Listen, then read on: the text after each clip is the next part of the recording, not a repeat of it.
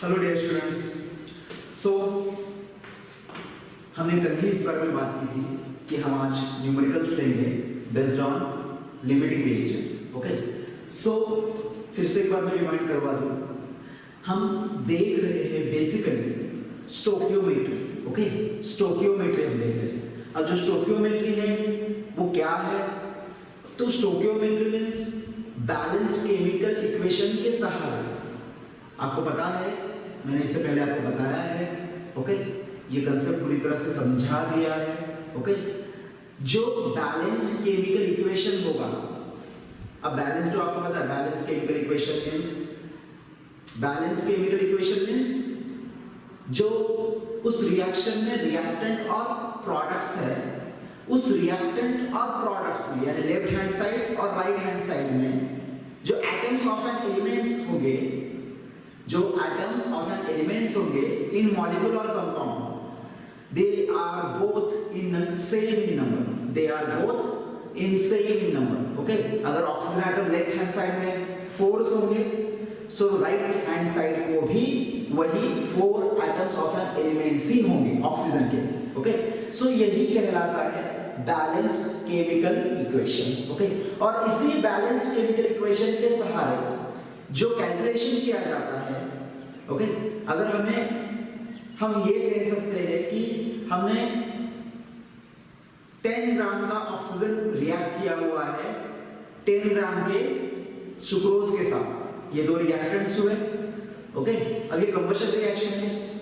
Okay, so oxygen ये एक reagent है और वो रिएक्ट होगा सुक्रोज के साथ, यानी सुक्रोज पर अटैक करेगा और इसी तरह से जब वो अटैक करेगा रिएक्ट हो जाएगा और उससे बन जाएंगे products.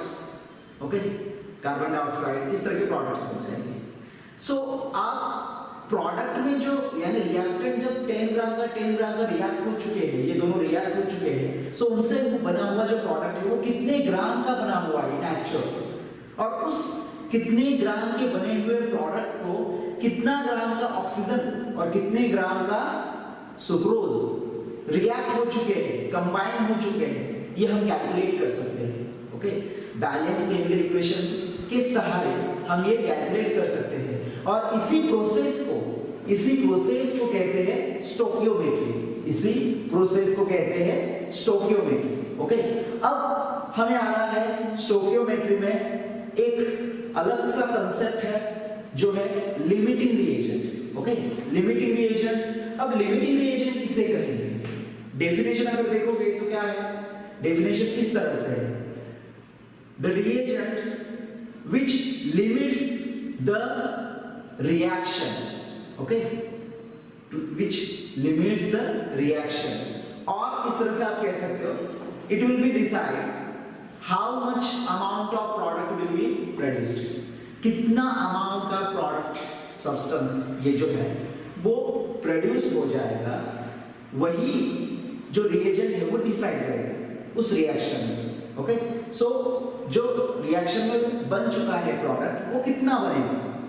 Okay, so amount of substance जो बना है कितना बनेगा, सो ये जो रिएजेंट डिसाइड करेगा, जिस रिएजेंट की वजह से डिसाइड होगा, वही कहलाएगा लिमिटिंग रिएजेंट। ओके, अगर देखिए ना, अगर आपने 10 ग्राम का ऑक्सीजन लिया है और 10 ग्राम का सुक्रोज लिया हुआ है, 10 ग्राम का सुक्रोज है, 10 ग्राम का ऑक्सीजन है, लेकिन जब रिएक्ट हो रहा है, सो रिएक्शन करते समय पर सुक्रोज जो है वो कंप्लीटली रिएक्ट हो जा रहा है, और ऑक्सीजन जो है 10 ग्राम का, वो ऑक्सीजन जो है वो सिर्फ 8 ग्राम का ऑक्सीजन रिएक्ट हो रहा है और 2 ग्राम का ऑक्सीजन अनरिएक्टेड हो, मतलब रिएक्शन होने के बाद वो बचा हुआ है रिएक्ट होने के लिए। सो इसे आप क्या कह सकते हो, ये रिएक्शन जो है ये किसकी वजह से स्टॉप हो रहा है? ये सुक्रोज की वजह से स्टॉप हो रहा है, क्योंकि देखिए ना, सुक्रोज अगर पूरा का पूरा जो 10 ग्राम का था वो अगर रिएक्ट हो चुका है ऑक्सीजन के साथ, सो रिएक्शन आगे फर्दर प्रोसीड हो ही नहीं पाएगी, क्योंकि जो सुक्रोज जो है वो पूरी तरह से फिनिश हो चुका है।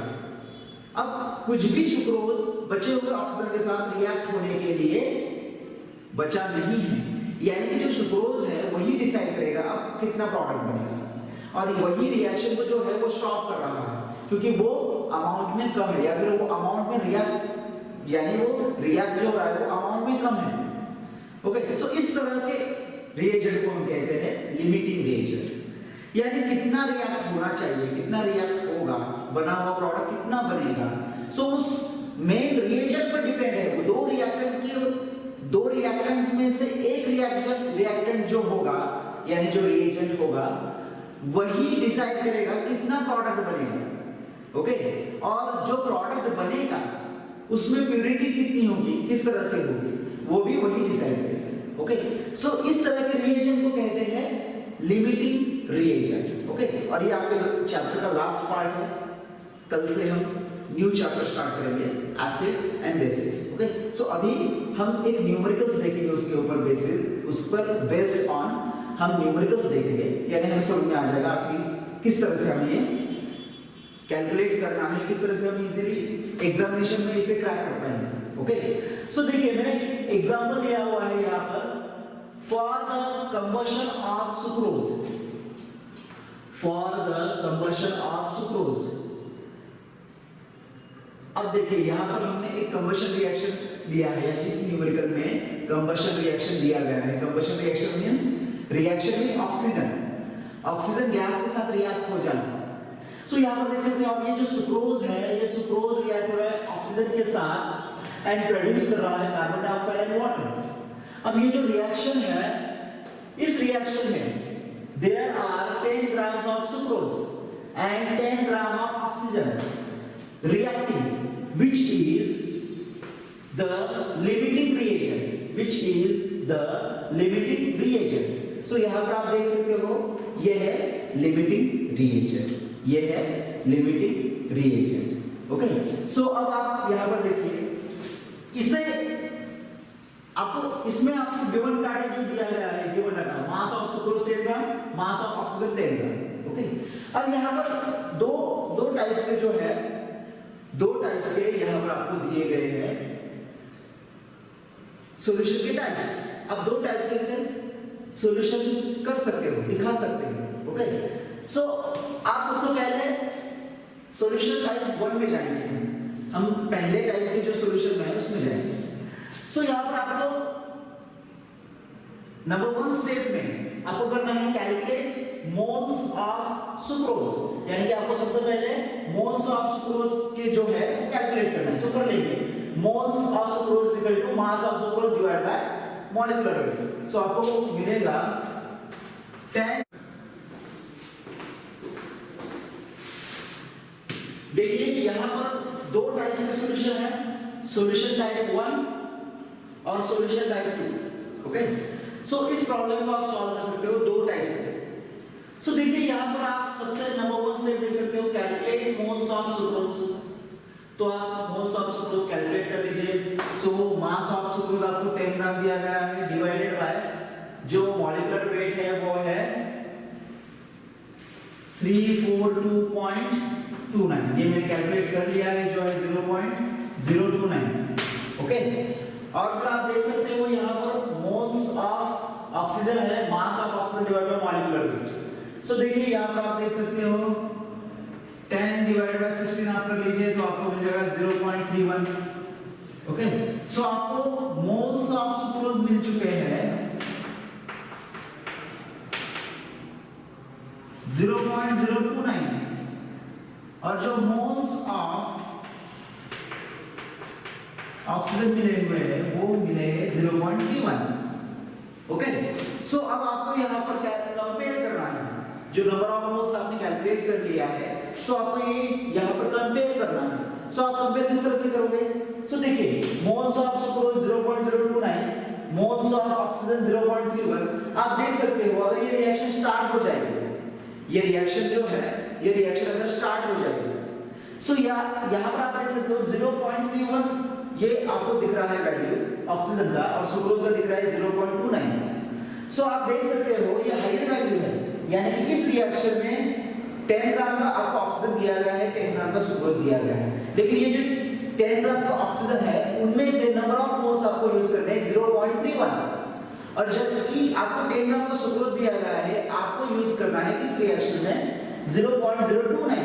तो आप यहाँ पर देख सकते हो, अगर आप कंपेयर करोगे दोनों को, तो ये जो वैल्यू है 0.31 ये हायर वैल्यू है, और ये 0.029 ये जो वैल्यू है ये लोअर वैल्यू है। अब जो हायर वैल्यू का ऑक्सीजन है वो हायर आपको यूज करना है उस रिएक्शन में। सो आपको 10 ग्राम का दिया गया है ऑक्सीजन, 10 ग्राम का सुक्रोज, दोनों भी सेम दिए गए, लेकिन आपको हायर अमाउंट में जो लगने वाला है वो है ऑक्सीजन। हायर अमाउंट में रिक्वायर्ड है आपको ऑक्सीजन। ओके, सो सबसे पहले खत्म कौन हो जाएगा? ऑक्सीजन, क्योंकि आपको हायर अमाउंट में वो यूज करना है। ओके, वो हायर अमाउंट में आप यूज करोगे, सो जितना हायर अमाउंट में आप यूज करोगे उतने ही जल्द से जल्द वो खत्म हो जाएगा और वहीं पर रिएक्शन स्टॉप हो जाएगी। यानी कि ऑक्सीजन जो है इस रिएक्शन में इसके हिसाब से लिमिटिंग रिएजेंट है। उसी तरह से आप सॉल्यूशन टाइप 2 भी देख सकते हो। सो सॉल्यूशन टाइप 2 में पहले आपको कैलकुलेट करना है moles, yes is equal to 0.029 और ऑक्सीजन आपको 0.031। सो आप जो कोएफिशिएंट आपको दिया है 12 है और इसके पहले 1 है। सो आपको सॉल्यूशन जो आपको दिया गया है आप उससे डिवाइड कर दीजिए। सो कोएफिशिएंट से अगर आप डिवाइड करोगे सुक्रोज के, सो आपको सुक्रोज करना पड़ेगा 0.029 डिवाइड बाय 1 करना होगा, और यहां पर आप कर सकते हो 0.31 डिवाइड बाय 12 करना होगा। ओके, सो मैंने ये कैलकुलेशन कर लिया है। सो ये आएगा 0.026 और ये हमने देखा है यही सेम आएगा 0.029। अब देखिए यहाँ पर आप देख सकते हो 0.026 हो चुका है और यहाँ पर 0.029 हो चुका है, ये जो वैल्यूज है। अब आप यहाँ पर देख सकते हो कोएफिशिएंट से जब आप डिवाइड करते हो नंबर ऑफ मोल्स, और इससे भी आगे आप कर सकते हो नंबर ऑफ मोल्स। जब अगर नंबर ऑफ मोल्स से आप इस तरह से नंबर ऑफ मोल्स से डायरेक्टली आप अगर नहीं कंपेयर करना चाहते, आप यहाँ पर कंफ्यूज हो गए, सो ये कंपेयर करके आप उसे ये करके नंबर ऑफ मोल्स निकालकर आप उसे डिवाइड कर लीजिए बाय उस कोएफिशिएंट से। देखिए ऑक्सीजन से पहले 12 दिया गया है, यानी number of moles divide by 12, और यहाँ पर जो सुक्रोज दिया गया है 0.29 मोल्स, तो मोल्स डिवाइडेड बाय यहाँ पर कोएफिशिएंट 1 डिवाइड बाय 1, सो 0.29 और 0.026 आ चुका है।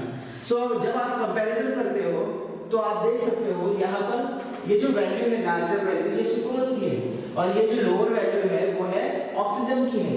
सो इस तरह से आप जब उसे कंपेयर करोगे इस वैल्यूज को, जिसका लार्जर वैल्यू होगी, जिसकी जब कोएफिशिएंट से आप डिवाइड कर लोगे, सो कोएफिशिएंट से डिवाइड करने के बाद जो वैल्यू लार्जर होगी, जो वैल्यू लार्जर होगी वो लिमिटिंग रिएजेंट नहीं रहेगा, लेकिन जो वैल्यू लोअर रहेगी, जो वैल्यू लोअर रहेगी वही कहलाएगा लिमिटिंग रिएजेंट, वही कहलाएगा लिमिटिंग रिएजेंट। इस तरह से आप दो अलग अलग टाइप से भी कैलकुलेट कर सकते हो। अगर आपको ये इजी लगा हो तो ये यूज कर लीजिए, ये इजी लगा हो ये यूज कर लीजिए। इसमें आपको बता दूं, पहले नंबर ऑफ मोल्स यहाँ पर कैलकुलेट करने सुक्रोज के, फिर नंबर ऑफ मोल्स आपको कैलकुलेट करने ऑक्सीजन के। दोनों भी नंबर ऑफ मोल्स जब आप कैलकुलेट करोगे तो उस नंबर ऑफ मोल्स में आपको कैलकुलेशन कंपैरिजन करना है। जब आप कंपैरिजन करोगे तो आपको ये याद रखना है, नंबर ऑफ मोल्स जिसके हायर होंगे वही लिमिटिंग रिएजेंट है, नंबर ऑफ मोल्स जिसके हायर होंगे वही लिमिटिंग रिएजेंट होगा। अगर ये इस टाइप से नहीं करना है तो आप इस टाइप से कर सकते हो।